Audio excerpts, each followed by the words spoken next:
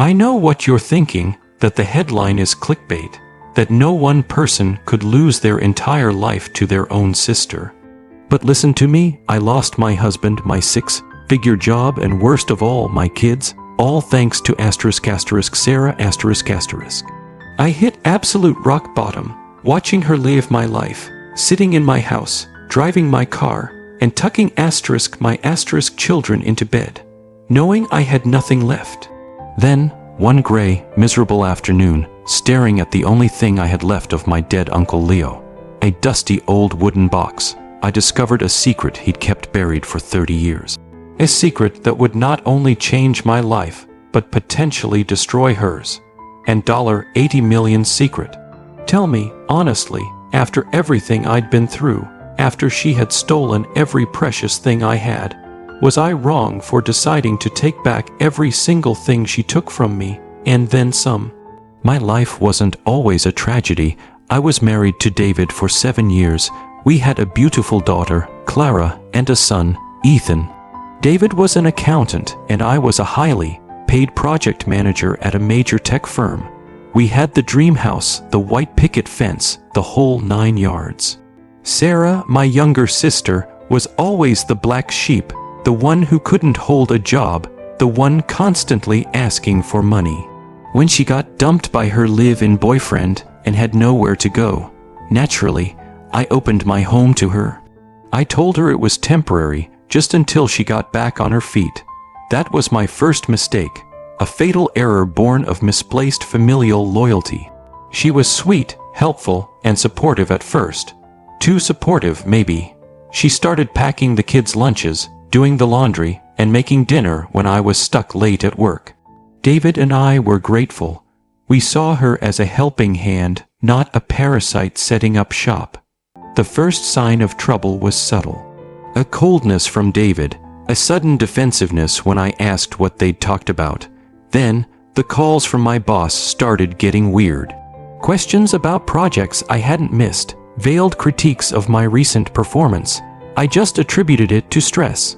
I was wrong. Sarah wasn't just doing my laundry. She was subtly poisoning my life. She started planting seeds with David, whispering about how I was too focused on work, how I was a distant mother, and how she was the one who was truly running our home. At the same time, she used her connection to me to get an administrative assistant job at my company. She was in the building, and she was watching. The entire collapse happened in a single, brutal month. First, the job. My boss called me into his office and showed me a series of fabricated expense reports and highly sensitive information that had been anonymously forwarded to our competitors. They didn't fire me. They demoted me, stripping me of my title and my salary, citing a major security breach. They let Sarah, the innocent new girl, keep her job. 2 weeks later, David served me divorce papers. He claimed I was emotionally absent and financially reckless, using the demotion and the supposed security breach as proof that I was unstable. He demanded full custody, painting Sarah as the stable, loving, new mother figure.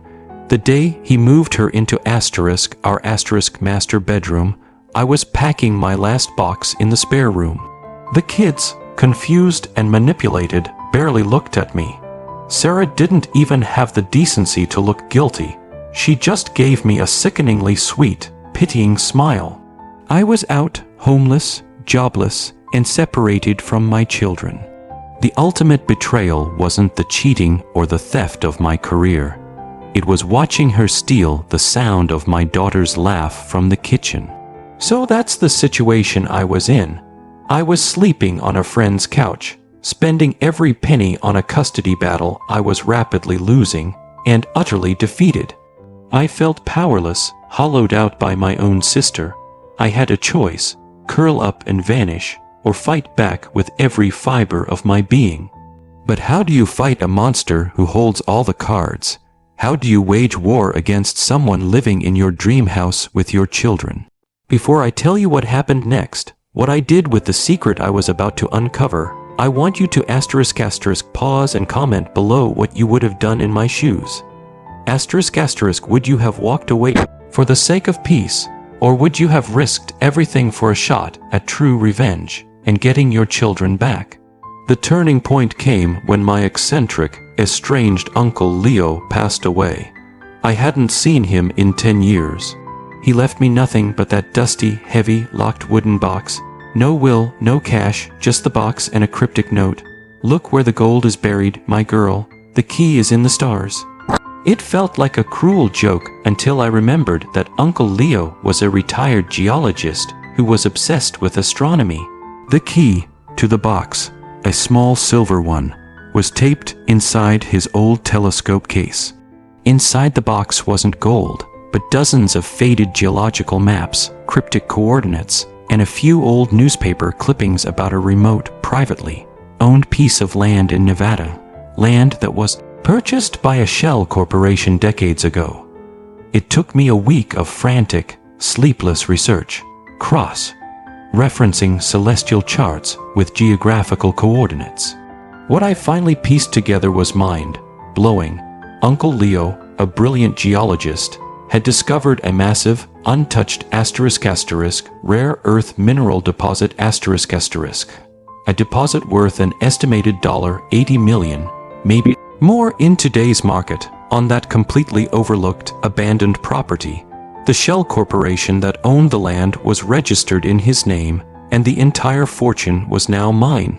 My $80 million secret. I didn't celebrate. I got cold, hard, calculating. I used the initial settlement from the mineral rights sale to hire the most ruthless legal team money could buy. I went from being a supplicant begging for visitation to a silent, powerful threat. David's legal argument about my financial instability evaporated. I didn't stop there. I started digging into Sarah. Turns out, she was still taking cash from the register at the gym where she worked a decade ago. She had a mountain of undisclosed debt and a history of check fraud that my lawyers found in days. I didn't rush. I waited until I had custody restored, until I was firmly back in my house and David was desperately trying to reconcile with me, seeing the 8-figure woman I had become. I waited until Sarah was settled, comfortable, and feeling safe.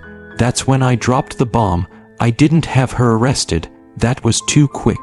I had my lawyers send her a comprehensive package, a cease and desist order banning her from my property, a detailed list of her past felonies, and a letter notifying her former and current employer, my old firm, of the security breach she actually engineered. I included a final note, signed by me, **, you stole my life. I'm giving you back your past. **, she was fired. David divorced her immediately, and she was left with nothing but her debt and a damaged reputation. My sister, the golden girl, was utterly ruined, while I now had the money, the kids, and my own powerful, new company built from the mineral wealth. It wasn't just revenge, it was a full-scale reclamation. My life is unrecognizable now.